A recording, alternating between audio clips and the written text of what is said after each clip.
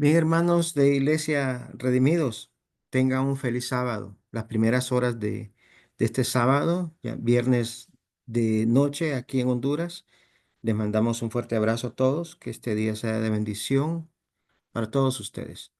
En esta tarde vamos a estudiar el tema La marca de la bestia, primera parte.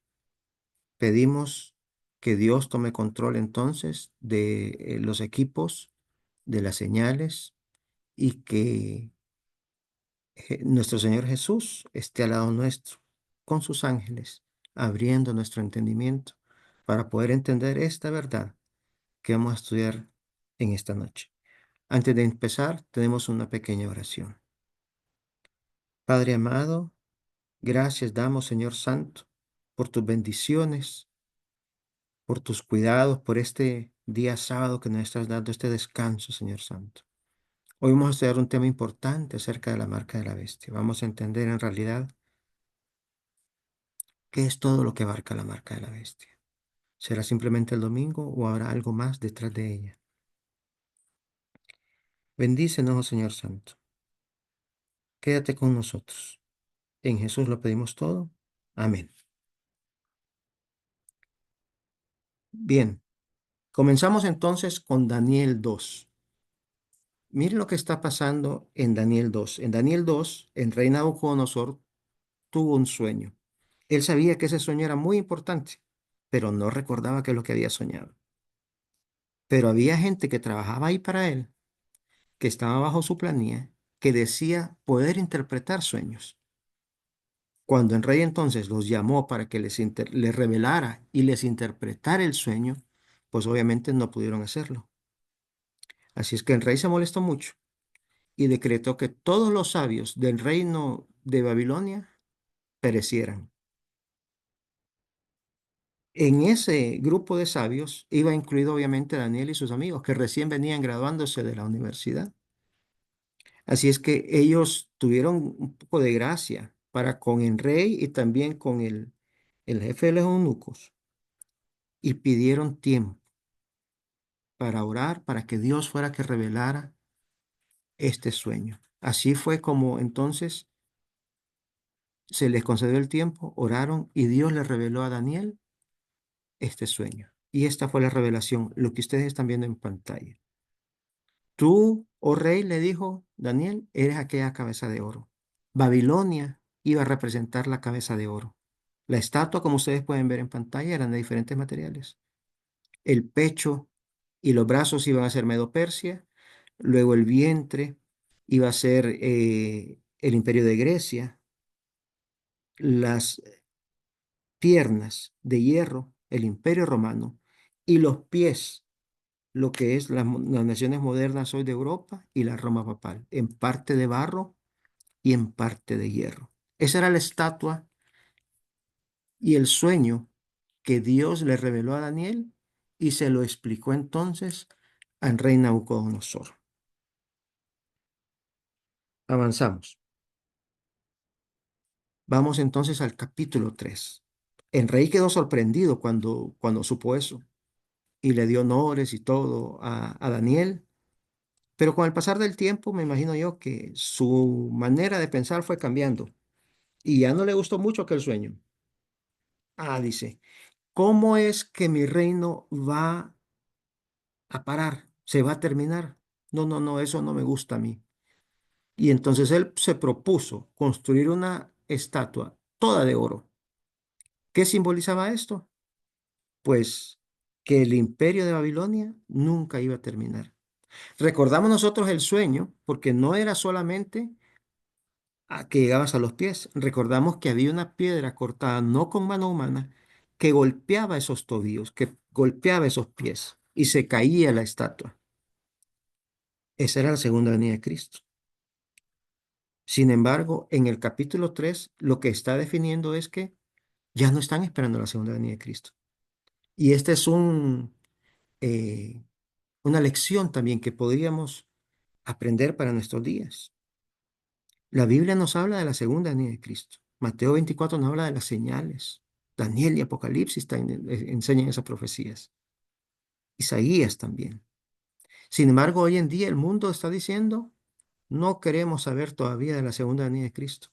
Queremos que este planeta perdure por al menos 100 años más, 200 años más. Tenemos que combatirlo con esto del cambio climático para que este planeta pueda ser autosustentable todavía por muchos años más. No estamos esperando la segunda venida de Cristo. Básicamente es el mismo mensaje que Nabucodonosor estaba dando en Daniel 3, básicamente, ¿verdad? Así que continuamos pues con esta presentación. Vemos que de Daniel 2, que lo vemos ahorita, de esta estatua, al rey no le pareció que terminara su reinado, como repito, y entonces todo lo hizo de oro.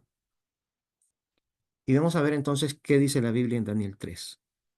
El rey Nabucodonosor hizo una estatua de oro cuya altura era de 60 codos y su anchura de 6 codos. La levantó en el campo de Dura, en la provincia de Babilonia, y envió el rey Nabucodonosor a que se reuniesen los sátrapas, los magistrados y capitanes, oidores, tesoreros, consejeros, jueces y todos los gobernadores de las provincias, para que viniese a la dedicación de la estatua que el rey Nabucodonosor había levantado. Ahora, esto lo vemos, está en Signs of the Times, esta cita, ¿verdad? Signs of the Times, abril 29 de 1897, párrafo 12. Y nos dice así, así, la gran lección dada por Dios a los paganos y a todos los pueblos fue mal interpretada y mal colocada. Nabucodonosor desvió de su propósito lo que Dios había diseñado para enseñar lecciones de verdad y dar al mundo rayos de luz claros y distintos, y lo puso al servicio de su orgullo y vanidad. Dios tenía, con ese sueño que Dios le había revelado a Daniel y que le dio a Nabucodonosor, Dios tenía sus propósitos. El propósito era dar a conocer quién estaba en control de todos estos imperios, quién controla la historia, quién la conoce, solamente el Dios verdadero de los cielos. O sea, era una manera que Dios estaba usando para darse a conocer, para darse a conocer con el rey Nabucodonosor. Nos dice, continuamos. Voy aquí, donde está el cursor ahorita. La ilustración profética fue hecha para que sirviera para la glorificación de la humanidad. El símbolo diseñado para revelar acontecimientos importantes fue convertido en un símbolo que obstaculizaría la difusión de ese conocimiento que Dios había diseñado que recibieran los reinos de la tierra. Mediante la altura y belleza de su imagen, mediante el material del cual estaba formada, el rey trató de hacer que el error y la falsa doctrina fueran magníficos y atractivos, aparentemente más poderosos que todo lo que Dios había dado. Ese era el propósito. Por eso entonces Nabucodonosor mandó hacer esa estatua en el valle de Dura. Seguimos. Carta 70, eso significa LT, Carta 60 de 1898, párrafo 28. Y entonces dice, ¿por qué se hace esta declaración? Porque está en contradicción con las declaraciones hechas por el mundo de que Cristo cambió el sábado del séptimo día al primer día de la semana. Hay miles y miles que llevan en alto el estandarte del sábado del mundo. Y cuando aquí dice el sábado del mundo se está refiriendo al domingo, exaltando la imagen del papado creado por el hombre de pecado. Las iglesias adoran la imagen de la bestia y reciben su marca, así como los habitantes de Babilonia adoraron la imagen de oro que Nabucodonosor erigió en la llanura de Dura. O sea que aquí Ellen White nos está comparando la adoración a esta estatua con la marca de la bestia. ¿Sí? La iglesia de Dios estaba cautiva en Babilonia, profundamente probada, profundamente humillada. La gloria se había apartado de Israel. Los hijos e hijas de Judá estaban cautivos y los vasos sagrados del santuario habían llegado a ser propiedad del despojador. Su hermoso templo estaba en ruinas y se oían los cánticos de lamentación. Y Cabod, se ha apartado la gloria de Israel. Se había permitido que las ordenanzas externas ocuparan el lugar de Dios. Se adoraban, dice, las observancias ceremoniales mientras se perdía de vista a Cristo, el fundamento de todo su servicio ceremonial. Por eso Dios permitió que el pueblo judío fuera en cautiverio hasta Babilonia, porque perdieron de vista la verdadera adoración. El sábado se había convertido solamente en una observancia ceremonial, en un rito. Habían dejado de ver a Cristo, y Cristo era el fundamento de todo ese servicio ceremonial. Y esa fue la consecuencia entonces, ser llevados cautivos hasta Babilonia. Y aún una vez en Babilonia, obligarles a ellos a adorar a ese estatua. Y en la adoración a ese estatua equivaldría, decía ella, a adorar a la imagen de la bestia y recibir su marca. El deseo de todas las gentes, página 27.1. Las citas que vimos anteriormente, hermanos, están en inglés. Ustedes las pueden, ahí están. Ustedes pueden tomar nota y la van a buscar en inglés y luego le ponen el traductor de Google si quieren investigarlas más. Estas del deseo de toda la gente sí están en español. Dice, el pueblo a quien Dios había llamado para ser columna y base de la verdad, el pueblo de Israel, había llegado a ser representante de Satanás. Mire qué terrible. Hacía la obra que éste deseaba que hiciese y seguía una conducta que representaba falsamente el carácter de Dios y le hacía considerar por el mundo como un tirano. Los mismos sacerdotes que servían en el templo habían perdido de vista el significado del servicio que cumplían. Habían dejado de mirar más allá del símbolo a lo que significaba. Al presentar las ofrendas de los sacrificios, eran como actores de una pieza de teatro. Los ritos que Dios mismo había ordenado eran trocados en medio de cegar la mente y endurecer el corazón. Dios no podía hacer ya más nada para el hombre por medio de ellos. Todo el sistema, todo ese sistema de adoración de Israel debía ser desechado. En inglés está swept away. Eso es lo que tenía. Y hay una razón por la cual dejé la parte en español. Ya van a ver ustedes más adelante por qué está así. Habían perdido ellos de vista lo que era importante. Incluso cuando el sacerdote presentó a Jesús, ni cuenta se dio a quién estaba presentando. No supo a quién estaba presentando. Como venía de familia humilde, no le puso atención, ¿verdad? Habían dejado de ser y habían la columna y base de la verdad y habían llegado a ser, dice al inicio de esta cita, representante de Satanás. Continuamos. Mensaje 50, 1898, párrafo 18. Y cuando la realidad vino en la persona de Cristo, ellos no reconocieron a Él el antitipo de todos sus tipos, la sustancia de todas sus obras, sus sombras. Rechazaron el antitipo y se aferraron a su tipo y ceremonias útiles. No supieron cuando el tipo se encontró con el antitipo en el Hijo de Dios. El hecho estaba probado. El Hijo de Dios había venido. Ellos continuaron pidiendo la prueba. El mensaje que les fue traído del cielo, arrepentíos porque el reino de los cielos se ha acercado. Ellos respondieron exigiendo milagros. Pero sus demandas de una señal de Cristo y de los apóstoles no tenían como propósito obtener una comprensión más clara de la verdad.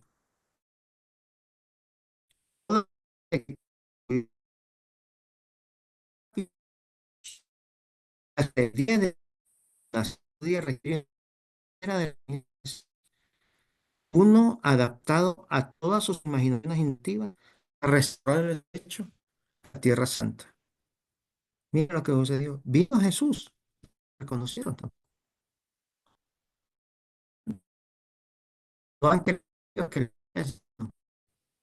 el judío sigue estando hasta la fecha. Querían milagros como pruebas. Sin embargo, en realidad es que habían perdido de vista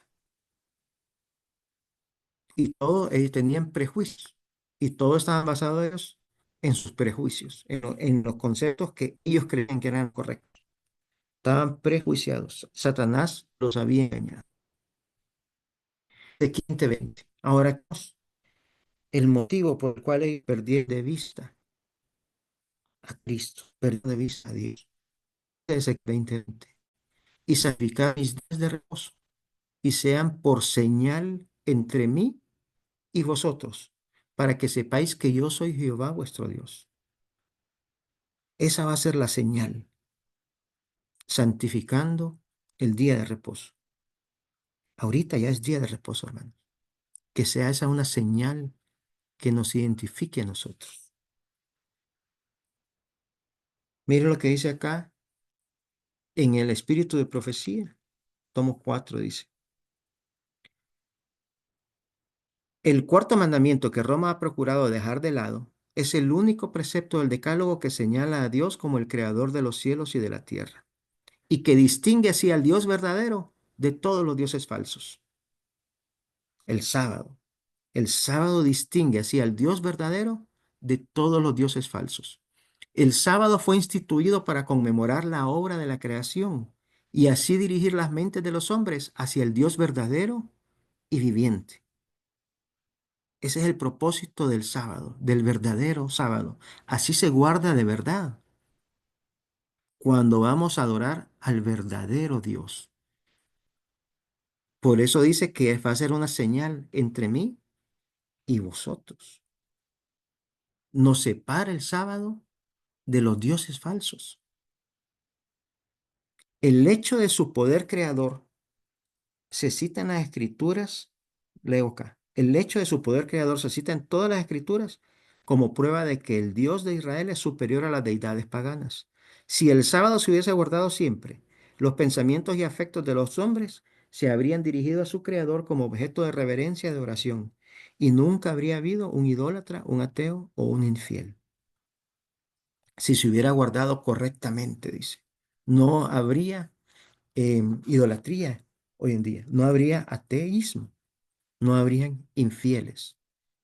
Distinguiríamos así, sería una señal para distinguirnos entre el Dios verdadero y los dioses falsos. Mire lo que dice Juan 17:3. Y esta es la vida eterna, que te conozcan a ti, el único verdadero, y a Jesucristo, a quien me has enviado.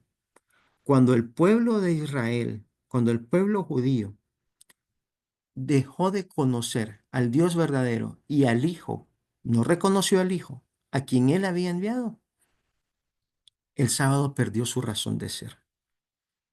Y a pesar de guardar el sábado, el pueblo judío fue llevado cautivo a Babilonia a adorar a la estatua que, como ya vimos al inicio, representa también la marca de la bestia.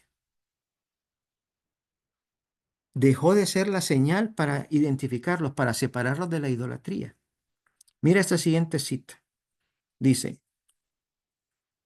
en la guerra que se librará en los últimos días se unirán en oposición al pueblo de Dios todos los poderes corruptos que han apostatado a su lealtad a la ley de Jehová. En esta guerra, el sábado del cuarto mandamiento será el gran punto en disputa, porque en el mandamiento del sábado, el gran legislador se identifica a sí mismo como el creador de los cielos y de la tierra. Ahí está identificado.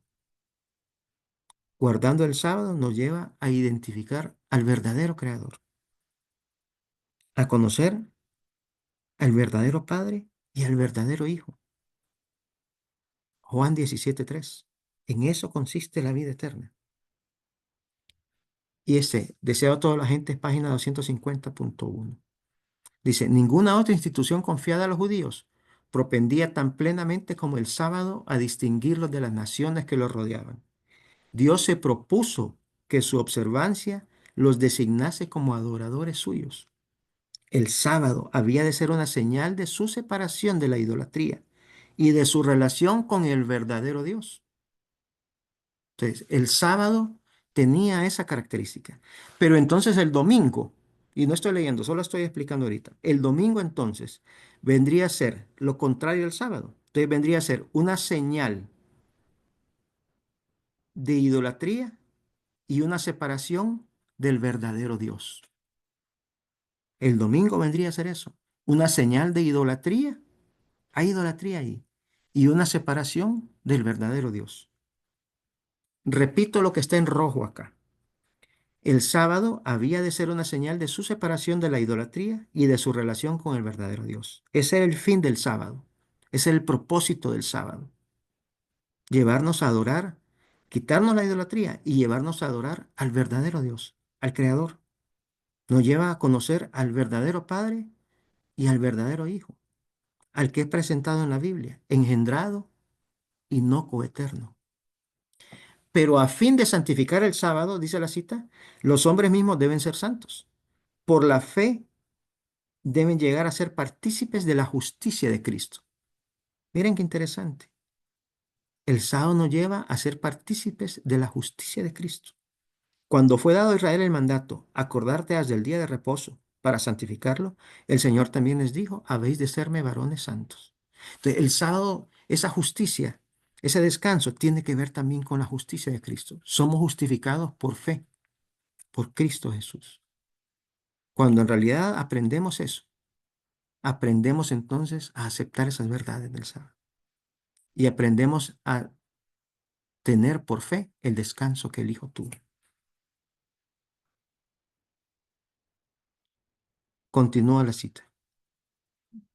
Al apartarse los judíos de Dios y dejar de apropiarse la justicia de Cristo por la fe, el sábado perdió su significado para ellos. Miren qué tremenda cita. Por eso el pueblo de Dios, el pueblo judío fue llevado cautivo, porque se apartó de Dios. Dejaron de apropiarse, dice, de la justicia de Cristo por la fe. Creyeron en el viejo pacto, en el pacto de las promesas propias, en la salvación por obras. En eso creyeron. Y entonces el sábado perdió su significado para ellos. Y miren cómo es la historia, que a pesar de que guardaban el sábado, fueron llevados cautivos a Babilonia. Fueron obligados a adorar a la marca de la bestia. Y al final de la profecía de las 70 semanas, perdió también el pueblo de Israel su estatus del pueblo escogido de Dios. El evangelio fue pasado, la tarea, podríamos decirle, fue asignada ahora a los gentiles. Ellos rechazaron ese pacto. Ese contrato quedó inválido. El pacto es un contrato. En un contrato tienen responsabilidades, deberes y beneficios ambas partes. Dios cumple su parte en ese contrato. Quien falló aquí fue el pueblo de Israel. ¿Por qué falló? Porque se apartó de Dios. A pesar de estar guardando el sábado, repito, se apartó de Dios. El sábado ya perdió el significado. Ya Dios no aceptaba ese sábado porque dejaron de adorar al verdadero Dios. No lo separó de la idolatría.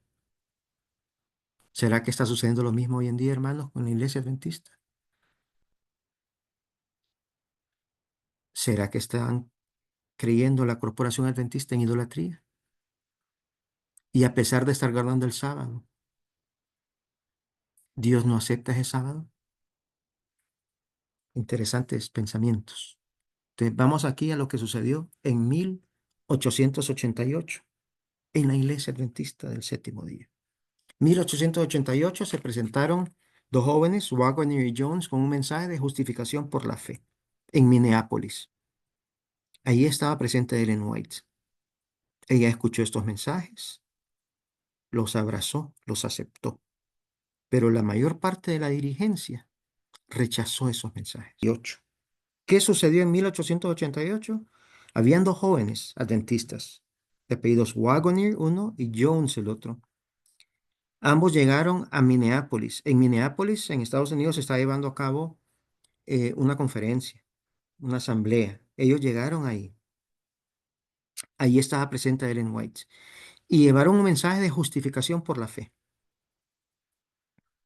Pero la mayoría de la dirigencia adventista de la iglesia rechazó ese mensaje. La lluvia tardía había empezado a ser derramada. Pero la iglesia, al rechazar ese mensaje, Dios detuvo la lluvia tardía. Todos los acontecimientos también iban de la mano con estos eventos. Lo que conocemos nosotros en la profecía ya había empezado a suceder. Se había presentado un proyecto de ley por medio de Henry Blair, donde era un proyecto de ley dominical. Así es que se detuvo, se pausó la profecía a causa de eso que hizo la corporación, la iglesia adventista en esos momentos, 1888. Continuamos. Mira lo que dice acá. Carta 116 de 1890, párrafo 1. El testimonio adjunto lo envié especialmente a la conferencia de Ohio, pero el Señor me ha mostrado que los mismos males que se reprochan en esa conferencia existen en otras conferencias. Las iglesias necesitan piedad personal y una experiencia más profunda, mucho más profunda en la verdad y el conocimiento de Jesucristo. Mira lo que necesitamos más, dice. En la verdad y el conocimiento de Jesucristo. El espíritu de resistencia que se ha exhibido al presentar la justicia de Cristo como nuestra única esperanza ha contristado al Espíritu de Dios. Y en resultado de esta oposición ha requerido que se presente este asunto con mayor seriedad y decisión, provocando una investigación más profunda del tema y presentando una serie de argumentos que el mensajero mismo no sabía que eran tan firmes, tan completos, tan minuciosos sobre el tema de la justificación por la fe y la justicia de Cristo como nuestra única esperanza. El tema ha sido presentado ante muchas mentes. La parte triste del asunto es que algunos que deberían haber estado a la luz clara sobre este tema estaban trabajando del lado del enemigo. Mira el año en que se escribió esto, 1890. ¿Qué sucedió después? A donde visitaban estos hermanos, la hermana White, Waggoner y Jones, había como un reavivamiento en las iglesias donde ellos visitaban. Pero ellos estaban presentando este mensaje de justificación por la fe, de la justicia de Cristo. A la dirigencia no le gustó eso y decidieron entonces separarlos. Así fue como Ellen White fue enviada a Australia. Querían separarlos.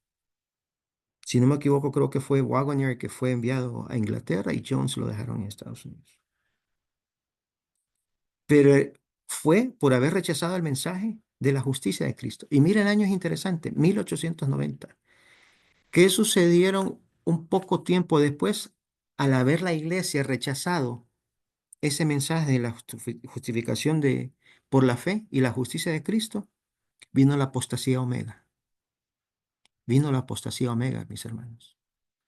Y la apostasía omega no solamente era como nos han querido hacer creer que solamente era panteísmo, era ataque contra los pilares fundamentales del adventismo, contra la personalidad del Padre y del Hijo. Gracias a Dios en ese momento estaban vivos los pioneros, estaba viva Ellen White y Ellen White le hizo frente a ese ataque de parte de John Harvey Kellogg y el resto de los médicos que John Harvey Kellogg ejercía mucha influencia sobre ellos. Ahí se presentó la apostasía alfa. Pero nos dice también el Espíritu de Profecía que también se iba a presentar la apostasía después, obviamente después de la alfa, la apostasía omega. Lamentablemente, lamentablemente ya no estaban vivos los pioneros y pudo entrar la apostasía omega. Y la religión que tenían los pioneros, el adventismo pionero, fue cambiada. Vamos a ver la cita más adelante. Si no es hoy, pues va a ser el próximo viernes por la noche. Pero todo esto es como consecuencia de habernos apartado de la justificación por la fe, de haber rechazado ese mensaje y de dejar de haber visto entonces a la justicia de Cristo. Entró la apostasía omega. Primero la apostasía alfa, como dije, y después la apostasía omega. Mire Salmos 81, 8, 10 lo que dice. Oye, pueblo mío, y te amonestaré, Israel, si me oyeres. No habrá en ti Dios ajeno, ni te inclinarás a Dios extraño. Aquí está hablando también nuestro Señor. Yo soy Jehová, dice el versículo 10, que te hice subir de la tierra de Egipto. Que no está llevando Él al viejo pacto, al momento del pacto. Oye mi pacto, le dice. El nuevo, ¿cuál tenían que oír? El nuevo pacto. Pero si nosotros recordamos en la Biblia, el pueblo de Israel tuvo miedo y ya no quiso oír ese pacto y puso a Moisés de interlocutor, ¿sí? Que Dios te diga a ti y tú nos dices a nosotros, pero a nosotros nos da miedo escuchar ese montón de truenos, ya que Dios no habla directamente con nosotros. Y entonces ellos prometieron, pero prometieron cumplir el viejo pacto. el de la salvación por obras. Dejaron de ver al verdadero Hijo. Y ahí nomasito, hermanos. Después, días habían pasado de haber prometido eso. Estaban erigiendo aquella escultura de oro para adorar aquel becerro de oro. No escucharon a Dios. Repito el versículo. Oye, pueblo mío, y te amonestaré, Israel, si me oyeres, dice. No habrá en ti Dios ajeno, ni te inclinarás a Dios extraño. Cuando en la iglesia adventista dejamos de escuchar el verdadero pacto, el pacto de la justificación por la fe, entonces la consecuencia es de haber dejado de escuchar eso, que nos llevó a la idolatría. Dejamos de guardar el sábado de manera correcta. Se guarda el sábado, pero ya no tiene significado, porque ya no se está adorando al verdadero Dios. Mire lo que dice acá. Ahora bien, las iglesias tienen una piedra de tropiezo colocada ante sus pies que no se puede quitar fácilmente. Y si los que han estado involucrados en esto no ven y se dan cuenta de dónde han contristado el Espíritu de Dios y confiesan sus errores, la oscuridad seguramente se acumulará más densamente alrededor de sus almas. O sea, habían empezado ellos aquí a rechazar ese mensaje. Y Ellen White hizo esta amonestación, esta advertencia. Serán cegados y llamarán a la oscuridad y a la oscuridad luz. Llamarán a la luz oscuridad y a la oscuridad luz. A la verdad error y al error verdad. Y no discernirán la luz cuando venga y lucharán contra ella. ¿Acaso no está sucediendo eso hoy en día, hermanos? La iglesia ha rechazado al son de hoy, la corporación, en el 2025 que estamos hablando, ese mensaje de justificación por la fe. No lo ha aceptado. Y llaman entonces al error verdad y a la verdad error. Y luchan contra este error. Se están oponiendo. Hicieron votos ahorita, este año pasado, y le están dedicando más recursos económicos a un departamento que han levantado, que han puesto a dos personas ahí para tratar ese tema de la Trinidad. Ese fue uno de los votos que lograron en octubre o en noviembre, no recuerdo, de este año pasado, del 2024. Más financiamiento a ese departamento. Le pusieron otra persona para que empiecen a trabajar en esto. Están luchando contra esta verdad. No han aceptado la verdad del Padre y del Hijo. Se han desviado. Y ese desvío los ha llevado a la idolatría. ¿Sí? Con respecto a los testimonios, continúa la lectura. Dios les ha dado toda la luz que tendrán siempre. Esa luz la han dejado de lado como indigna de su respeto. Ahí está escrito, en los espíritus de profecía está escrita la verdad. El estado de las iglesias es el siguiente. Si los que están equivocados reciben una reprensión, citarán a los líderes que no reciben los testimonios. Y aunque no viene ninguna tentación porque no les dan ninguna reprensión, tienen poca confianza en los hombres que se han opuesto a lo que ellos creen que es la verdad. Así que si estos hombres dicen y hacen estas cosas correctamente en principio, no tienen ningún peso especial para algunos.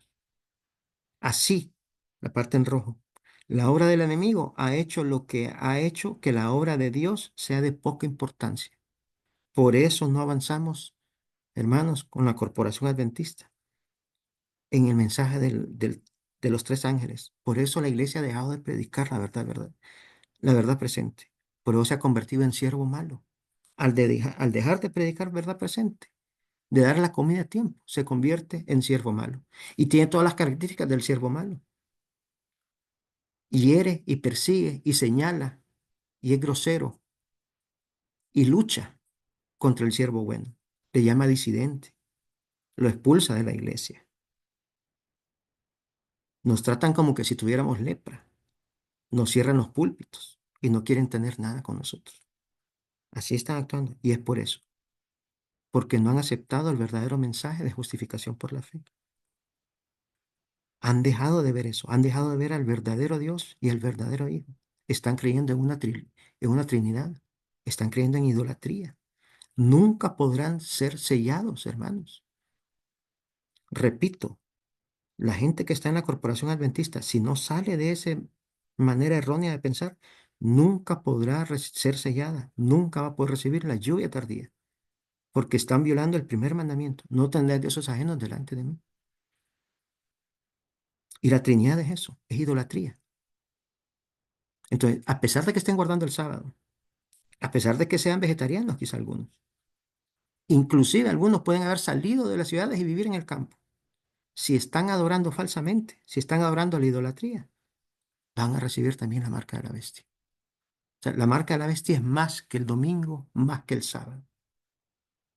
Es a quién adoramos. Continúo leyendo la parte roja. Ahora, cuando vean esto y confiesen su error, entonces el Señor podrá sanar las heridas causadas y su derrota podrá convertirse en victoria. Pero mientras permanezcan en la posición actual, en la posición de no reconocer la justificación de Cristo, la obra de Dios no será apreciada y el resultado será confusión y falta de unidad. Repetimos aquí la parte que está en rojo, que ya la leímos anteriormente. Dice, los ritos que Dios mismo había ordenado eran trocados en medio de cegar la mente y endurecer el corazón. Dios no podía hacer ya nada más para el hombre por medio de ellos. Todo el sistema debía ser swept away, barrido. Eso significa. Todo el sistema debía ser desechado, barrido. ¿Sí? No servía ese sábado que estaban guardando los judíos, porque no estaban llevando a adorar al verdadero Dios y al verdadero Hijo. Era un rito solamente. Mire lo que escribe entonces Ellen White con respecto a la iglesia adventista, a la corporación adventista. Mensajes selectos, tomo 1, página 238.3. Esta cita, hermanos, hay que guardarla, hay que prendérsela de memoria.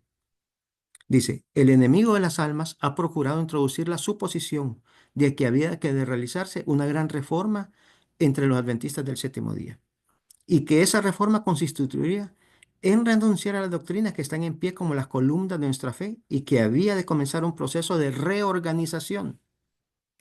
Si se efectuara esta reforma, o sea, quitar las doctrinas, quitar los pilares fundamentales, si se efectuara esta reforma, ¿qué resultaría? Dice, los principios de verdad que Dios en su sabiduría ha dado a la iglesia remanente serían descartados. Los principios fundamentales que Dios dio en los primeros 50 años, que fue Dios que dio al movimiento adventista, serían descartados. Y mire lo que sigue diciendo, sería cambiada nuestra religión. La Corporación Adventista del Séptimo Día no es la misma religión de la Iglesia Adventista del tiempo de los pioneros. Ha cambiado. Esta es otra organización, es otra religión. Y continuamos diciendo, los principios fundamentales que han sostenido la obra durante los últimos 50 años serían considerados como error. Se establecería una nueva organización, se escribirían libros de una nueva orientación, se introduciría un sistema de filosofía intelectual. Los fundadores de ese sistema irían a las ciudades y harían una obra maravillosa. Por supuesto, se tendría poco en cuenta el sábado y también al Dios que lo creó. No se permitiría que nada se interpusiese en el camino del nuevo movimiento. Los dirigentes enseñarían que la virtud es mejor que el vicio, pero habiendo puesto de lado a Dios, resolverían depender del poder humano. O sea, no creen en la justificación de Cristo, creen en la justificación propia, que no tiene valor sin Dios, dice. Su fundamento estaría edificado sobre la arena y la tormenta y la tempestad barrerían la estructura. En inglés dice sweep away, parecido a la palabra que usa para el pueblo de Israel, para el pueblo judío, en el deseo de todas las gentes. La misma palabra básicamente. ¿Por qué? Porque hoy en día, hermanos, la iglesia, si bien es cierto, se guarda el sábado, pero va a recibir la marca de la bestia. Porque ese sábado no cuenta para Dios, porque no los está llevando a adorar al verdadero Dios. Pierde el propósito. El sábado en la corporación adventista ha perdido el propósito. Se ha convertido, al igual que en el pueblo de Israel, en un rito. Usted no puede guardar correctamente el sábado si está adorando idolatría. El sábado es la señal que va a separar al pueblo de Dios de la idolatría. Y la Trinidad es idolatría. Si usted está creyendo en la Trinidad y persiste en eso, va a recibir la marca de la bestia. La marca de la bestia no es solamente el domingo. Si Dios no acepta ese sábado, Y si el sábado va a ser el sello de Dios, si Dios no acepta ese sábado, no va a poder ser sellado. Toda aquella persona que esté pecando deliberadamente no va a poder ser sellada. Solamente pueden ser sellados aquellos que sus pecados han sido borrados del libro de registro. Y si usted persiste creyendo en la Trinidad, pues usted persiste pecando. Está adorando a un tercer Dios, a aquel que quería ser Dios en el cielo. Era el tercero en orden. Ese es el gran engaño sutil, hermano, dentro de la iglesia adventista, dentro de la corporación adventista. Y aquí yo lo entiendo perfectamente porque yo fui parte de esa corporación. Hasta el año pasado aprendí acerca de la Trinidad, de esta cuestión de la deidad y la Trinidad. Hasta el año pasado. Bueno, en el 23 empecé a entender un poco más, pero plenamente ya el año pasado. Y yo creía, yo era anciano de iglesia, y yo creía que yo estaba bien, que yo le servía a Dios. Y sabía entonces que el sábado y el domingo. Y yo decía, yo sé que el domingo es la marca de la bestia. Y mientras yo guarde el sábado y le sea leal a Dios, no va a haber problema. También creía en aquel tiempo, atrás, que tenía que salir de la ciudad hasta que viniera la ley dominical. Hasta ese momento iba a salir. Iba a estar un par de días comiendo, los pajaritos me iban a llevar alimento y pronto iba a aparecer Cristo Jesús en los cielos. No sabía que Daniel 12 también tenía un cumplimiento para el futuro, que íbamos a ser perseguidos 3 años y medio. Eso tampoco lo sabía. Continuamos. Debemos aferrarnos a los principios, a los primeros principios de nuestra fe denominacional y avanzar con fuerza hacia una fe cada mayor. Miren qué año lo está escribiendo, 1905. Siempre debemos mantener la fe que ha sido sustentada por el Espíritu Santo de Dios desde los primeros acontecimientos de nuestra experiencia hasta el tiempo presente. Ahora necesitamos una fe más amplia y más profunda, más ferviente e inquebrantable en la dirección del Espíritu Santo. Si en principio, si en el principio necesitamos la prueba manifiesta del poder del Espíritu Santo para confirmar la verdad, después de que haya pasado el tiempo, hoy necesitamos toda la evidencia de la confirmación de la verdad, cuando las almas se están apartando de la fe y prestando atención a espíritus seductores y a doctrina de demonios. La Trinidad, mis hermanos, dice Ellen White, el apartarnos de estos principios fundamentales, de la verdad del Padre y del Hijo, es doctrina de demonios. Eso es lo que Satanás enseñaba en el cielo, en la rebelión. Por eso fue expulsado. No reconoció que el Hijo era único, unigénito y engendrado, que debíamos adorarle a Él. Quería quitarlo y que la adoración fuera a Lucifer. Por eso se convirtió en Satanás. Por eso eso es doctrina de demonios. La Trinidad es doctrina de demonios. No debe haber ningún languidecimiento del alma ahora. Si alguna vez hubo un periodo del tiempo en que necesitamos el poder del Espíritu Santo en nuestros discursos, en nuestras oraciones, en cada acción propuesta, es ahora. No debemos detenernos en la primera experiencia, sino que mientras llevamos el mismo mensaje a la gente, este mensaje debe ser fortalecido y ampliado. Debemos ver y comprender la importancia del mensaje que está asegurado por su origen divino. Debemos seguir adelante para conocer al Señor, a fin de saber que su salida está preparada como la mañana. Nuestras almas necesitan la vivificación de la fuente de todo poder. Podemos ser fortalecidos y confirmados en la experiencia pasada, que nos mantienen fieles a los puntos esenciales de la verdad que nos han hecho lo que somos, adventistas del séptimo día. En realidad nosotros somos los verdaderos adventistas del séptimo día, los que no hemos descartado los principios fundamentales. Carta 66, dice, creo que es 1894 y me confundí acá. No debe haber sido 1984, seguramente. 1894, debe ser error de dedo ahí.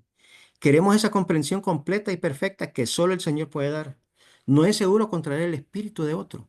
Queremos el Espíritu Santo, que es Jesucristo. En esto creían los pioneros. En esto creían los pioneros. Sí, seguramente es 1894 ahí. Error mío. Manuscript Releases, tomo 8. El Salvador nos dice, es nuestro consolador. Jesús es nuestro consolador. Jesús es el mismo Espíritu Santo. No hay un tercero. El tercero que quiere ser adorado es Satanás. Mensaje 129, 1905, párrafo 6. Los que pasaron por esta experiencia deben ser firmes como una roca en los principios que nos han hecho adventistas del séptimo día. Ahora no podemos salirnos del fundamento que Dios ha establecido. Ahora no podemos entrar en ninguna nueva organización, porque esto significaría apostasía de la verdad. Aquí la cita es clara. No podemos derribar los fundamentos. No podemos entrar en una nueva organización. ¿Sí? La Corporación Adventista del Séptimo Día es una nueva organización con otros principios, con otras creencias.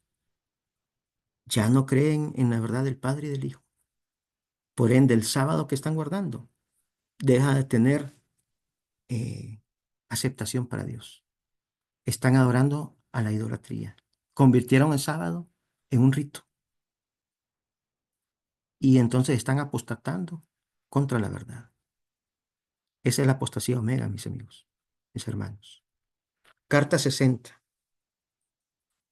Y esta es la que leímos acá al inicio. ¿Por qué se hacía esta declaración? Y entonces vamos a la parte roja. Se había permitido que las ordenanzas externas ocuparan el lugar de Dios. Hoy en día eso está sucediendo.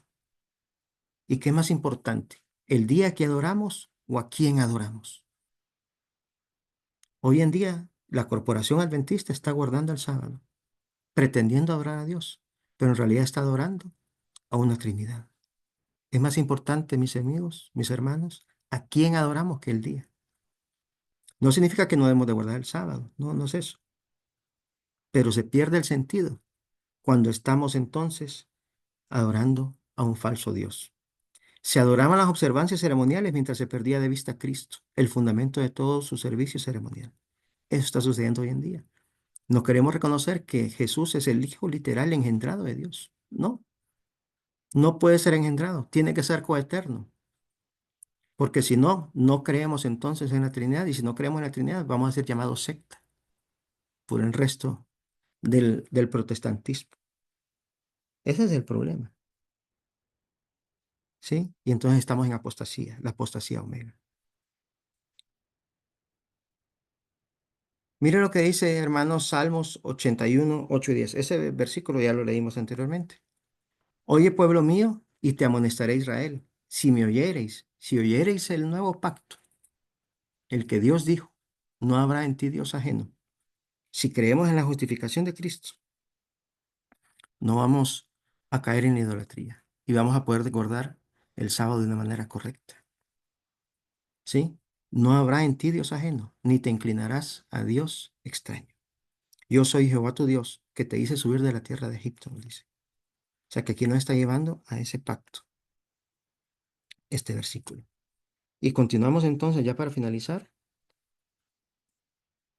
con el siguiente diapositiva. ¿Sí? Por lo tanto, juré en mi ira, no entrarán en mi reposo. De nada sirve que estén guardando el sábado. Dios no lo acepta, porque están adorando a un falso Dios. No está cumpliendo el propósito ese sábado. No los está separando de la idolatría. No están reconociendo al verdadero Hijo. Y están adorando a un tercer Dios que no deberían de adorar. Mis hermanos, este ha sido el tema para esta tarde, para esta noche. Espero que sea de mucha bendición para ustedes. Vamos a intentar en el transcurso de las siguientes horas compartir la presentación en PDF para que la puedan tener ustedes también. Un fuerte abrazo, mis hermanos. Que Dios les bendiga. Ahora la hermanita escogida va a tener la oración final. Que pasen un feliz sábado, mis hermanos.